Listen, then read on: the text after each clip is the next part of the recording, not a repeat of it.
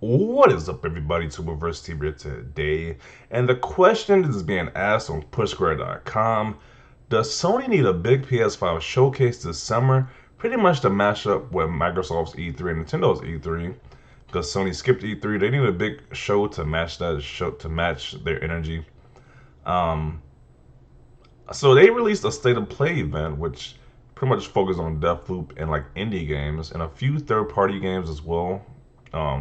A lot of people were not too happy with that showcase. People were very disappointed. They want Sony to show more. So that is that. Even though people like to say Sony is like the lead, they're the first. They're like the in lead of. They're like the top company of gaming right now. They're at the very top.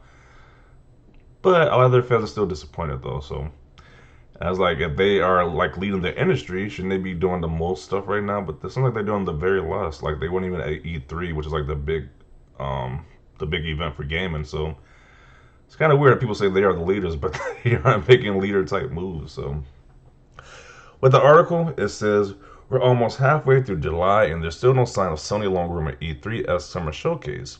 To be fair, the company has never teased or alluded to any big event. It's just that we're now 8 months removed from the PlayStation 5 release, and there's still no real roadmap. That is true. Like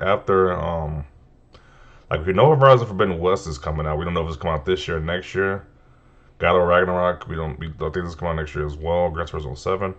But after that, it's like what else is coming out? Like I know it's like Final Fantasy 16 is exclusive. Um, Spider-Man 2 that might be having that soon. But other than that, like what else is coming out for on Sony's side? Like what else are they bringing out? So let's see. But time and time again, Sony has shown that it's more than happy to break big news on PlayStation Blog or give an upcoming exclusive his own dedicated state of play broadcast. The Japanese giant may feel though this really doesn't need an E3 style blowout. Let's see. Yeah, so just skimming through those. So this is the result. So when they polled people on their website, 37% said yes, Sony needs to show everyone how it's done. 30% says yes, we need a PS5 roadmap. I mean, I don't know, it's like the same thing. So it's like I'm assuming they got multiple options. This is like pretty much saying the same thing. So it's like most people said yes, that Sony needs to have a big summer showcase just to sum it up because it's like I don't know why they got multiple categories for the same. They got multiple poll categories for the same thing. So it's pretty much unanimous that people want Sony to have a big showcase. So if their fans want it, I don't see why they wouldn't do it because their fans like want to know like what do you have coming up? Like they want a roadmap. They want to see like what big games are coming out besides the ones we know already. Because we know what Microsoft has coming out. That is one thing that people say like, hey, um, Microsoft has the games now. We're just gonna take a while for them to show it. So like we know they got Fable coming up, Evolved, um, Outer Worlds 2, the Bethesda games like Fallout, Elder Scrolls 6.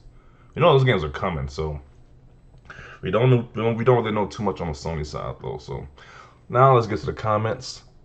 Yes, we need a big event or a showcase that reveals new PlayStation exclusive games outside God of War, Horizon, etc. As long as their platforms are different, I mean no realistic third-person adventure games. They have more than 25 games in development, so make one. I wasn't a fan of this approach when Nintendo adapted it last year. Tiny Nine described many presentations that mostly left the audience wanting, and I'm still not a fan of it now that Sony is doing it. Particularly after Nintendo and Microsoft have both given their players an idea of what they can expect in the immediate future for their respective systems at E3. Other than a couple of cross-gen releases and Deathloop, I suppose I have no idea what the future looks like for PS5. It'll continue to be automatically get the usual third-party multiplayer support, of course, but that's not really enough in the world with something like Game Pass, frankly. Okay, makes a lot of sense. Yes, an hour-long dive in 2021, 2022, and beyond PlayStation Studio stuff is long overdue. So they have said it's long overdue. So their player base wants to see what is coming up for Sony. Like we know they got some director cuts, but like we got a few games for director cut games coming out. But like, what are your major games coming out in 2022 and beyond for Sony? Hey, Sony, just give us Bloodborne Remaster and Siphon Filter remake, and all is forgiven. Okay, a lot of people are craving for like a Bloodborne like remaster or remake. People really want like a Bloodborne 2 or just a remaster for that game. I'm gonna see a lot around different posts on social media. Let's see. Yeah, exclusive wise, we don't really know anything. I mean, we know Horizon Forbidden West could release this year.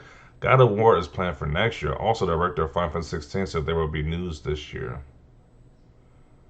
PlayStation Experience December 9th, 2021. Remember, you read it here first?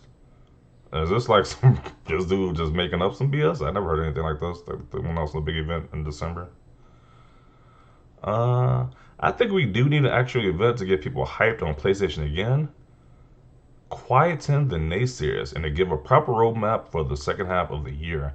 We've hardly seen anything of Ghostwire Tokyo, so it's anyone's guess that will still make this year, and Final Fantasy 16 is well overdue an update. That's Ghostwire Tokyo is supposed to come out this year. Yo, they haven't shown us anything about that game, so I don't know if those come out this year. I suppose things are starting to shape up with exclusives. Ghost of Tsushima Director's Cut and Kena in August. Kena is a game I'm very excited about, so I'm anticipating that Kena game. Deathloop and Death Stranding Director's Cut in September. Ghostwire Tokyo in October. I don't know. That's coming out in October. Horizon in November. That's another shaky one. Little Devil Inside, Solar Ash, and Stray are meant to be out this year too. I think we need everything set out nicely like Nintendo have done recently, and I think Sony needs the PR boost. Oh, and less revealing info via interviews with GQ Magazine, it comes across as a very pretentious, and engage with customers directly via the blog. Do they need a big showcase? No. Should they do one? Absolutely. Does Sony need one? No. Should they? I say yes. It all depends on how much content they have ready. We need to remember that Sony usually shows gameplay, or at least in the engine cinematics. They really rely on CGI trailers for announcements, and that works for the devs to put something together. So a lot of people keep saying yes and no. So they don't need a big showcase, but they should do one. So is that like some arrogancy stuff right there? What I keep saying, like that, these people, three people in a row said the same thing. Like they don't need a big showcase, I guess, because they're leading the market right now. That's what you're trying to say. But they should show one because, like, we want to know what's coming up soon. Like at least like the other companies, at least like with Microsoft and Nintendo, we at least know what's coming up after 2021 and beyond. But for Sony, we don't know what's coming up after, to be honest. Yep, PS5 had an amazing launch year for games, but it's important to know there is more coming, especially first-party games. Until people around the world can actually go out and buy a PS5, I don't see any point. Dangling a carrot in front of the donkey that can't eat it isn't fun. It's fine for all those that have one, and I can understand the wanting more. However, there are plenty who can't get one yet, and until the supply catches up with demand, maybe they don't want Sony rubbing salt into the wound. Okay. Too much in the air right now with all the COVID delays and such. I think they're keeping their cards close to their chest, not wanting to make up too many promises or reveals. I think that said, I love an update on Ghostwire Tokyo, which has been 100% radio silence since the big reveal last year. Yeah, we haven't heard anything about that game. Um, Only if they have something worth showing. There is nothing worse than a showcase full of fluff. Now, if they show a bit more Horizon Forbidden Dawn, Horizon Forbidden West. I don't know. It kind of this acronym kind of messed me up right here, but and a release date this year, 2021. A few games coming next year, like God of War, etc. Then we have a showcase.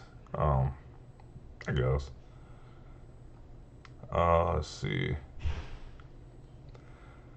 Not on games. No, most people buy PlayStation because it's the latest PlayStation, and those most hardcore gamers who freaking gaming sites are likely to know about the blowout events. We already know about the games announced. I know gamers can be impatient, but at this point in my life, I have more than enough to be playing that I don't need to know about things months or years in advance. In fact, I'd rather not. Oh, that's an interesting point. Like, people don't want to know about games that they're going to know if they're going to get, like, years from now. He does kind of make a point because it is kind of disappointing to know about a game that's, like, a few years away. It's not going to come out anytime soon. That's kind of disappointing because you don't wait that long. But, so, I kind of see how people don't want to showcase because if it's going to be from that long away, like, do you really want to know that information? It's gonna be if the game's gonna be like 5 years away from now. So people saying no are the same people complaining about the state of play. Fickleness infects the audience. Okay. They need a big show, whether that's soon or a PSX later in the year. Also, maybe PSX is that event that other person was talking about later in the year, like in December. So. But if they plan to do that, they should announce it. They're out of touch with a lot of the community that's getting tired of their current strategy, and announcing an event would negate some of that. People want to see games that matter in the bigger picture.